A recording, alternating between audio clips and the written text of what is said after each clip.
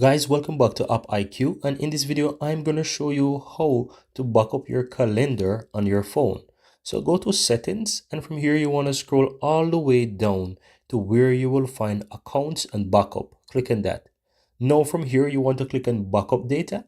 Then from here you will see calendar saved on phone. So in order to back up the calendar that you've saved on your phone, you want to toggle this on to the right, and then this will automatically back up after 24 hours, or let's say every 24 hours. However, you can back it up right away if you simply click on backup now at the bottom. Let me show you.